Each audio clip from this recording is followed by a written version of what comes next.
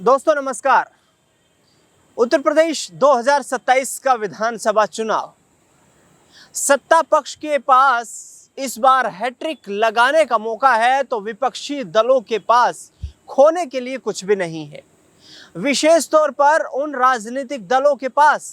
जिनका बहुत बड़ा सियासी जनाधार अभी तक नजर नहीं आया है। हाँ, उत्तर प्रदेश में लेकिन वो राजनीतिक दल बड़ी सियासी हैसियत जरूर रखते हैं और कहीं ना कहीं किंग मेकर की भूमिका में भी हैं। उत्तर प्रदेश के छोटे राजनीतिक दल भी लगातार चर्चाओं का केंद्र रहते हैं, लेकिन अब नजर डालेंगे आखिरकार 2027 के विधानसभा चुनाव के उस फ्रेम पर जहां पर पार्टियां अपने राजनीतिक जो समीकरण है उनको बनाना शुरू कर चुकी हैं, राजनीतिक जमीन को तलाशना शुरू कर चुकी हैं। दरअसल हम बात करेंगे आज समाजवादी पार्टी, भारतीय जनता पार्टी, जो दोनों बड़ी पार्टियां हैं। एक एनडीए गठबंधन को लीड कर रही है बीजेपी, तो दूसरी इंडिया अलायंस में बड़ा राजनीतिक दल उत्तर प्रदेश में है। आखिरकार ये पार्टियां किसके साथ गठबंधन में जाएंगी और विशेष तौर पर समाजवादी पार्टी पर चर्चा होगी, क्योंकि समाजवादी पार्टी को एक उभरते हुए राजनेता का यहां पर साथ मिलने का, गठबंधन होने का संकेत मिल रहा है। दरअसल आजाद समाज पार्टी के संस्थापक चंद्रशेखर रावण ने एक बड़ा ऐलान किया है। चंद्रशेखर रावण लखनऊ पहुंचे और वहां पर उनसे सवाल पूछा गया कि भाई 2027 की तैयारियों को लेकर के आपकी क्या यहाँ जो तैयारियां नजर आती हैं, 2027 के चुनाव का आप किस तरीके से देखते हैं? तो चंद्रशेखर ने कहा कि हमारी तैयारियां सभी 403 विधानसभा सीटों पर हैं, यानी कि चंद्रशेखर कोशिश में रहेंगे कि उनकी तमाम 403 विधानसभा सीटें जो हैं यहां पर तैयारियां पुख्ता हो, जिसके माध्यम से वो गठबंधन के लिए किसी भी बड़े राजनीतिक दल के साथ जाने की तैयारी में जुट जाए। दरअसल नगीना एकमात्र लोकसभा सीट जहां से आजाद समाज पार्टी का चुनाव जीतने का सिलसिला शुरू हुआ 2024 में, जहां आजाद समाज पार्टी के संस्थापक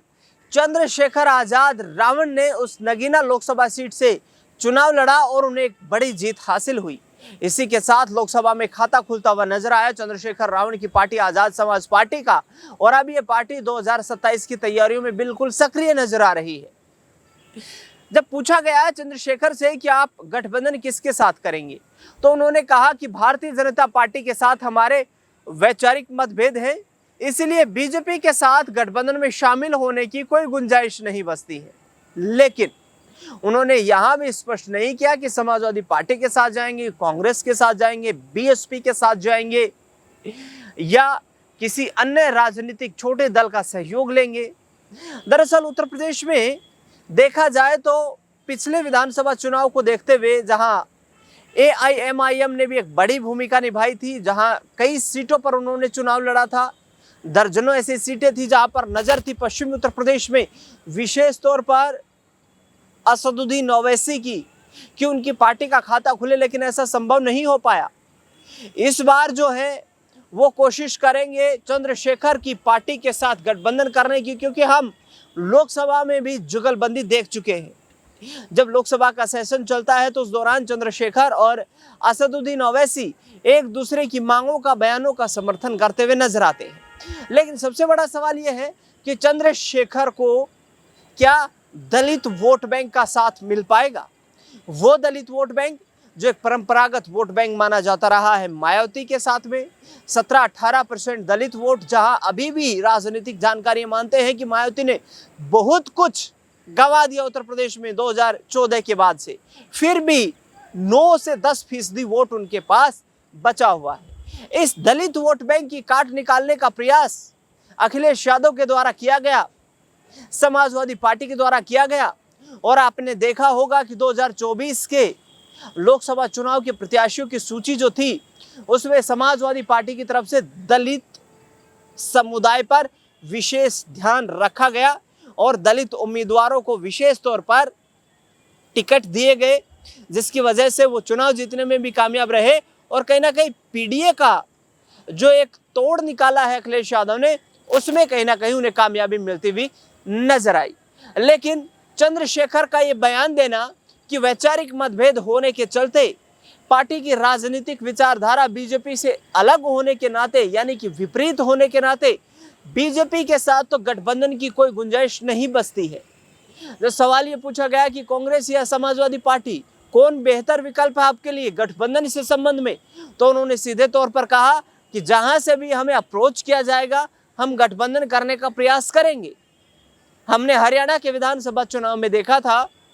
कि चंद्रशेखर आजाद रावण ने दुष्यंत चौटाला की पार्टी के साथ गठबंधन किया था, और खुद चंद्रशेखर भी ये मानते हैं कि अभी उनका संगठन इतना मजबूत नहीं हो पाया है जितना कि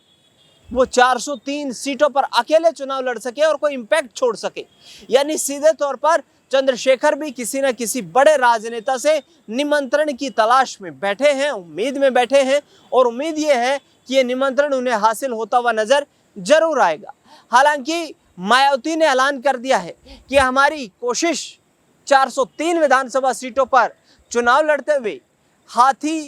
के निशान के ऊपर चुनाव लड़ते हुए ये रहेगी कि सत्ता का परिवर्तन किया जाए, सत्ता के परिवर्तन में भागीदार बना जाए। लखनऊ में पार्टी के पदाधिकारियों की एक मीटिंग बुलाई मायावती ने, उस मीटिंग में वर्तमान परिस्थिति का जिक्र किया। इसके साथ साथ मायावती ने कोशिशें ये भी की, पदाधिकारियों को निर्देश ये भी दिए कि अब संगठन की जो सदस्यता अभियान है उसमें ज़्यादा से ज़्यादा लोगों को जोड़ा जाए, जातीय समीकरणों को साधा जाए, समाज में कार्यक्रमों को आयोजित किया जाए, विशेष तौर पर दलित वोट बैंक को एकजुट किया जाए, मुस्लिम वोट बैंक में अपनी मजबूत पैठ बनाई जाए। नसीमुद्दीन सिद्दीकी जैसे बड़े राजनेता के बीएसपी छोड़ देने के बाद से लगातार मायावती की पार्टी में जो मुस्लिम चेहरे जो थे वो कहीं ना कहीं एक एक करके छिटकते हुए नजर आए, और नसीमुद्दीन सिद्दीकी जब से समाजवादी पार्टी में आए हैं उनकी पार्टी में, यानी कि मायावती की पार्टी में, कोई बड़ा राजनीतिक मुस्लिम चेहरा नहीं दिखाई देता है जो कहीं ना कहीं मुस्लिम वोट बैंक को मायावती की ओर आकर्षित कर पाए।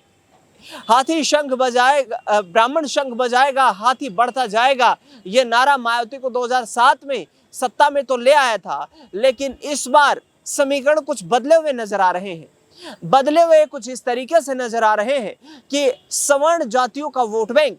मायावती के साथ अब क्या जा पाएगा, क्योंकि भारतीय जनता पार्टी ने लगभग उस सवर्ण वोट बैंक पर अपना कब्जा कर लिया है। मुस्लिम और यादव वोट बैंक में अखिलेश यादव की मजबूत भागीदारी और उनकी पकड़ नजर आती है, समाजवादी पार्टी की मजबूत पकड़ नजर आती है, क्योंकि लोकसभा चुनाव के दो नतीजे सामने आए। उन लोकसभा चुनाव के नतीजों ने ये स्पष्ट कर दिया कि पीडीए की रणनीति अखिलेश यादव के लिए 2027 में भी एक बड़ी काट हो सकती है, और कोशिश में अखिलेश यादव इसी में जुटे हुए हैं कि इस बार जातीय समीकरणों को साधते हुए समाज के तमाम जो वर्ग हैं उनको निशाना बनाकर समीकरणों को उसी आधार पर तैयार करके और टिकट वितरण किया जाए, जिससे कि सत्ता का परिवर्तन हो पाए। आजाद समाज पार्टी के नेता चंद्रशेखर पर अब देखना बेहद दिलचस्प रहेगा कि क्या वो गठबंधन करते हुए नजर आएंगे या अकेले ही चुनाव कुछ सीटों पर लड़ते हुए नजर आएंगे, या फिर असदुद्दीन ओवैसी जैसी AIMIM पार्टी जो कि छोटे राजनीतिक दल के रूप में उत्तर प्रदेश में है, उन जैसे छोटे राजनीतिक दलों के साथ ही अपनी पारी को सियासी तौर पर आगे बढ़ाएंगे। इस पूरे मुद्दे पर आपकी क्या राय प्रतिक्रिया है? क्या चंद्रशेखर को समाजवादी पार्टी के साथ जाना चाहिए, बहुजन समाज पार्टी के साथ जाना चाहिए, या किसी छोटे राजनीतिक दल के साथ गठबंधन करके 2027 का विधानसभा चुनाव लड़ना चाहिए? ये राय कमेंट बॉक्स में आप जरूर बताएं। इस खास रिपोर्ट में फिलहाल के लिए इतना ही। देश दुनिया से जुड़ी बड़ी खबरों के लिए लगातार बने रहे हमारे साथ। धन्यवाद।